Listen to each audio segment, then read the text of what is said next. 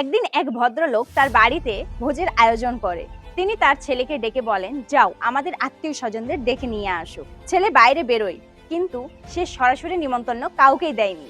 হঠাৎ সে চিৎকার করতে শুরু করলো, আগুন লেগেছে, আগুন লেগেছে, কেউ এসে বাঁচান, আগুন নেভান। তার চিৎকার শুনে কয়েকজন মানুষ জলের বালতি নিয়ে দৌড়ে এলো এবং আগুন নেভাতে সাহায্য করলো। অথচ যেসব আত্মীয় স্বজন মানুষেরা সবসময় ভালোবাসার কথা বলতো, সেই সব মানুষেরা কেউ এগিয়েও এলো না। পরে ভোজের সময় সেই সাহায্যকারী মানুষগুলো সেই ভদ্রলোকের বাড়িতে উপস্থিত হলেন এবং কিছুটা অবাক হয়ে তার ছেলেকে জিজ্ঞেস করলেন, আমি তো তোমাকে আত্মীয় স্বজনদের ডাকতে পাঠিয়েছিলাম, কিন্তু এরা কারা?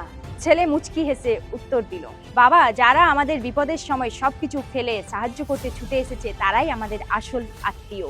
কারণ সুখের দিনে অনেকেই পাশে থাকে, কিন্তু বিপদের দিনে যে পাশে দাঁড়ায় সেই প্রকৃত বন্ধু ও আত্মীয়। এই গল্পে আমি এটাই বোঝাতে চাইলাম, রক্তের সম্পর্ক নয়, বিপদের সময় পাশে থাকা মানুষই প্রকৃত আত্মীয়।